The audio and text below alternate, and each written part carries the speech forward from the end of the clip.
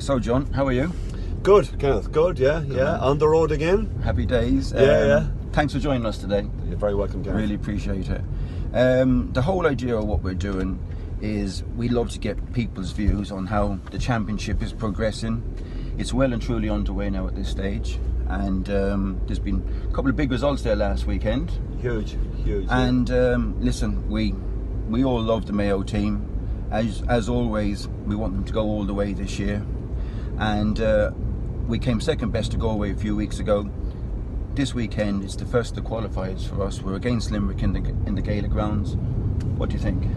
You could say, Ken, that it was the perfect draw. Like, I mean, when we listened to the draw last Monday morning week, we were always we would keep our fingers crossed that we might get what would be termed a handy one. I'm being disrespectful to Limerick when I suggest that I think we did get a handy one. We probably would have preferred the game was at home, but our home form in McHale Park has been brilliant in league and championship in recent times, so travelling away from home from a team perspective might be no harm at all. But I would expect that Mayo should be too strong for a team, a Limerick team that is nowhere near what they were like 20 years ago when they were challenging for provincial honours. Yeah. That Limerick team is, I won't say in disarray, but I know there was a huge number of players refused to get involved with the football team, and hurling is on the rise, and Limerick are going exceptionally well in the hurling championship. Right. So I would expect it will be a handy victory for Mayo again. Right, so being in no way disrespectful to Limerick, we're kind of tipping a Mayo win on Saturday. With that in mind, is it a good chance for maybe some of the fringe players to make a bit of a statement here?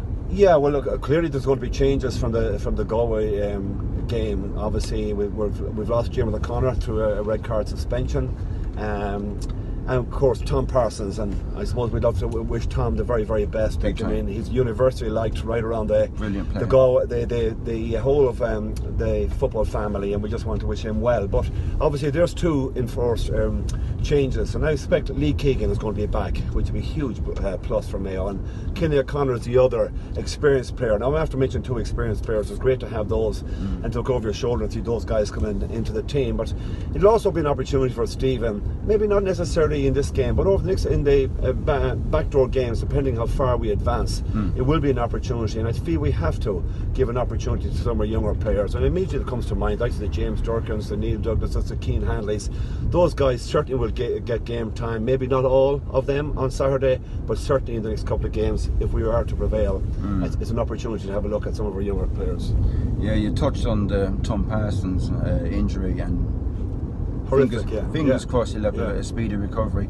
But that leaves a question mark on what we do with midfield. And if you were in charge of this team, John, what would you do? Well, it's a difficult one. Tom is, as I say, has a fantastic engine. He's a box-to-box player, and the only player that comes to mind that could match that kind of a level of fitness and endurance would be like Lee Keegan. Now, I'm just hoping that Lee's form and obviously his fitness levels is back up there. I suspect in the last couple of weeks, because I spoke to him actually before the Galway game, he mentioned that at that time 3 or 4 weeks, and knowing him and knowing the type of physique and fitness levels that he have, I wouldn't be surprised if we see Lee Keegan in the midfield. Apparently he was close enough to making a show on the Galway game, was he? The rumours would suggest, Ken, that he wanted to play, but I think sense prevailed, and I think it would have been a wrong decision. Maybe in hindsight, if we had somebody with his maturity and experience going down the home stretch, that's a game that Mayo could have won. But look, at hindsight is it didn't happen, and that's maybe it's a good thing, I suppose, from his perspective. Yeah, well, there you go. You've mentioned the Galway game. It's a few weeks ago now, and it was a packed McHale Park. Obviously, we were down a man for most of that game, but yet we only lost by the 1 point. So, was it a game that Mayo should have nicked, or should Galway have won by the bigger margin? Well, that's a very good question, Kenneth. And is it a game that we could have nicked? Most definitely. Should we have?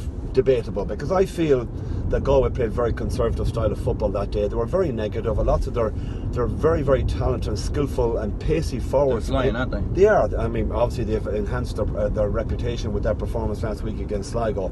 But Galway are a team that have awesome potential. But I just felt here in McHale Park there were maybe they showed too much respect to Mayo, but they didn't come out and express themselves. They look like a team that needs to be unleashed. Go on and play the brand and style of football that we've seen from Galway down to the decades, and certainly they have talent and the pace. A little bit porous defensively, but Yeah, looking back in that game, May were right in the game. Okay, Dermot had been sent off and we had lost Tom Parsons going down the home stretch. But as you say, all there was a kick or two of a ball in between it. But certainly it was a game that we could have nicked. Some people are saying this could be a big year for Stephen Rushford.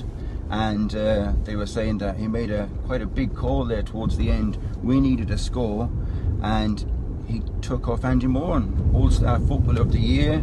You know, if any man can get the score, it's Andy, really, isn't it? Yeah, I suppose there are theories out there, both last year in the All-Ireland final and obviously in that game against Galway that we're talking about, where it might have been, and of course we have the benefit of hindsight and we're hurlers on the ditch looking in, but one feels that if we had taken him off maybe at half-time in both games, the All-Ireland final last year and in that opening championship game here in McKellar Park against Galway, and had the luxury of his experience and his wisdom and his ability just to pull something out of the bag. And you'd love to have your experienced, talented, wise footballers going down the home stretch in a tight game. And I felt, particularly last year in the All-Ireland final, we had too many of those guys that are just referred to sitting on the bench. And maybe Andy might have been someone that could have pulled a big victory or a big play in the last couple of minutes. But look, it is what it is. It didn't happen, and we can only lament and maybe look back and say what might have been. Some people are saying it's the new issue these days is the GPS tracker. Even if he looks like he's got plenty in the tank, he has to come off. Is that the modern game now? I think we've become over-reliant on science, and there is a danger that the wisdom and experience of a management team, and God knows there's lots of it there on the side there with Mayo, because he has Donny Buckley in the background there, who's been involved with this Mayo team for the last 6 or 7 years, and you've got Tony McEntee and Peter Burke. They're all experienced footballers, and if you see Andy Moran scutching the full back and after taking a point of him, as he did in Pearse Stadium last year in the championship, but I felt on that occasion that Andy Moran looked like he was going to perhaps destroy the Galway full back. Next thing, the GPS system says, hey, your time is up, and he's quipped off. I think there is an over-reliance on the GPS. I'm saying that once removed from the scene, but it looks like there could very well be. Listen, we'll park the Mayo thing there. We'll swing it right here, John. Oh yeah, sorry, Next up one. there. Last weekend there was a couple of big results for Mana. Yeah, a big shock. Now, I spoke to a couple of guys about that game, and anyone who watched it said it was one of the most deplorable games I've ever seen. If you're looking for a bit of Sunday afternoon entertainment, watching Fermanagh playing Monaghan wasn't the game to view. But nonetheless, if you're looking for a victory against a superior team, I mean, it appears that the methodology is pack your defence and maybe hang in there and try and get a sucker punch of a score in the last couple of minutes. That's exactly what happened with Fermanagh.